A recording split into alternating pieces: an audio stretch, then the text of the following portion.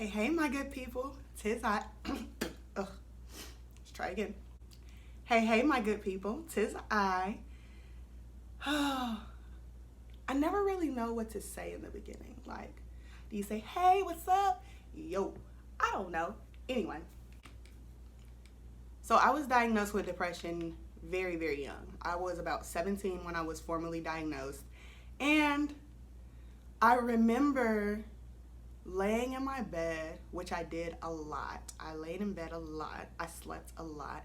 But I remember laying in my bed watching those commercials. And I don't know if those commercials still come on because I don't have cable. But I remember watching those commercials. Are you tired all the time? Have you lost interest in things that you once enjoyed? And that question always struck me as very odd because I was only 17. I hadn't really a clue what I enjoyed.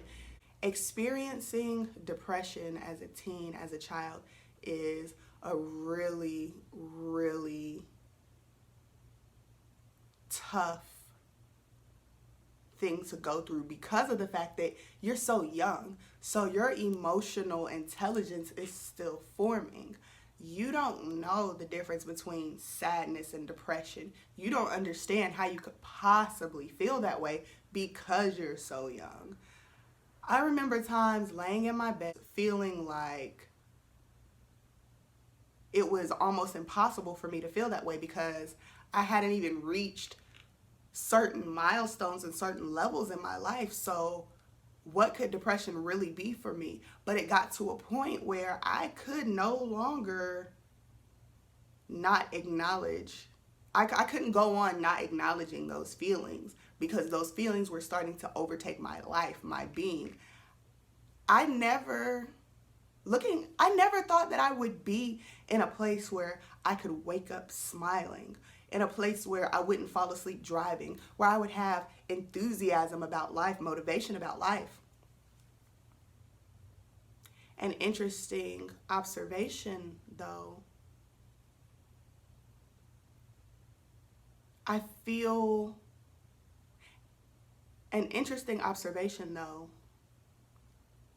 to be who I am now in comparison with who I was as a teen, as a young adult, it's almost explainable. It's almost explainable.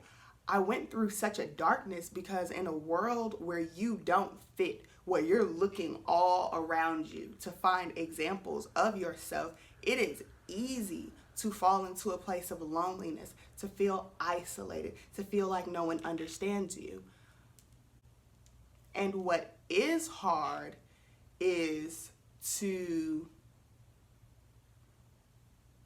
express yourself to people because at that time you don't even have the tools to explain what it is that you're feeling. And honestly, depression is something very, very difficult to describe. I feel like I did an adequate job in my book. I feel that anyone who's experienced depression clearly understands, but it's an understanding of knowingness. It's usually not an experience that can be conveyed to most people in a way that they will understand and be like, oh, okay, oh, that's what you're feeling. It's not at any age, at any moment, because a part of the depression is the confusion about what you're going through. I never thought that I would be happy. I never did. Like, I never even knew what that could possibly look like. At some point, I had to start designing a lifestyle for myself. Some of that process, the initial part of that process, was not intentional. It really wasn't. It was, a culmination of life experiences, things that you've done along the way, because you do some stuff. It may be fun. You may remember, you may not, but that in itself was work to try to bring forth the happier memories of my life. So when I embarked on a lifestyle change, it wasn't really like I'm gonna do this today. No, it was more like, I don't want to die. I don't want to die like this. So out of that place, you start to scrape away the muck. Like, you start to really, really search, a really, really deep search, because that's the only place you can look, is deeply. For so long, I searched for the answer to my problems outside of me. I thought that something had to happen for the depression to go away, that people had to change. Or I think with depression, it's more like you feel like people are never going to change. Those outer circumstances are never going to change. But the answers, the keys, the things that you need, the things that you're looking for are all inside of you. I almost venture to believe that people who suffer from depression are magnanimous individuals, people who understand empathy on a level so deep, because if it can go to that extreme, it can also go to the other side. And this is really my experience. One of the greatest gifts that I've been honored to give in this lifetime is my experience. That is what saved me. To know that the pain that I went through wouldn't be in vain. It could actually help and save other people. That was so powerful for me that it moved me into writing the book. Like, that was what propelled me to write my first book, against all odds, in a new city, didn't know anybody, wasn't working.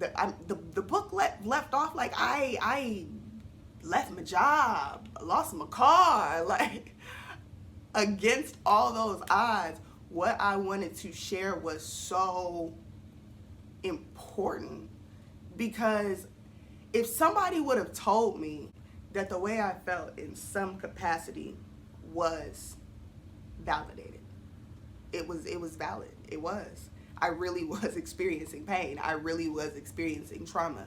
Yes, my heart really was aching. Yes, my stomach was, because stress scientifically on your body can really cause some complications. It can. So all this time, I'm thinking that all these things are going on just in my mind. No, you're making it up. You're making it up. And you start to, as someone dealing with that, you start to take on the narrative of the people who are talking to you. No, just feel better. Just feel better. Just feel better. And you almost start to resent yourself. You start to hate yourself. And then you start to feel that way towards other people, that lack of understanding. You start to feel it becomes a cycle. Like, they're not understanding you, you're not understanding yourself. The narrative that they're providing is sometimes a little insensitive. Just a little. Have you ever just tried, well, why don't you?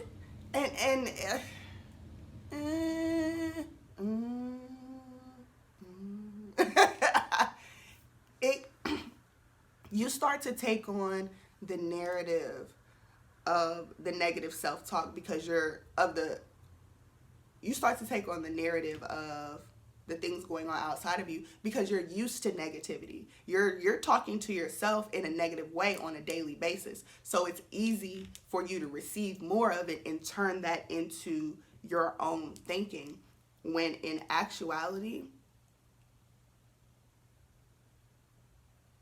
you're going to have a bad day sometimes. That's what no one told me. They did not tell me that was a part of life, to have bad days. Now, a whole lot of bad days, you don't have to do that. You don't have to do that. This is where constructing a life for you comes in. You are meant to live a life of your own. You may not fit into the box that society has for you, and you're going to have to find your way. And as scary as that may sound, if you allow your mind to believe that this is about to be the freedom that you've been searching for, all you have to do is take the first step, which you're doing right now by sitting here with me. See how that works? See? And you just keep stepping, and you just keep stepping one step at a time, and you may trip and you may fall, and don't be hard on yourself, because now you know it's not just you. It happens to even the strongest of us. The best of us live to tell the tale. We tell the story. It may be to our friends, our children, loved ones, our communities, the places that we volunteer, but our lives, because of those experiences, because of those painful experiences we go through in life, our lives become meaningful. You don't have to wait until you're older. You don't have to wait until you're more established. You don't have to wait for that degree. You don't. Your life experiences are valid. Everything that you have gone through is valid. It's a story to tell right now. See, because I used to feel like you. And it was actually after I wrote my book that I felt that way. That who am I to tell my story? Why would anyone want to know what I've been through? Because it's not unique. Oh, but it is. It is. Your experience is unique.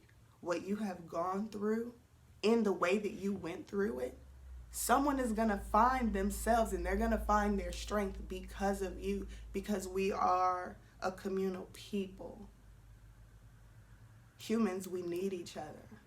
We need that connectivity. We need that shared experience. And yes, like I said, we all go through variations of things, but it's okay. You're going to be okay because you want to be. Deep down, you want to be. And because of that, you will.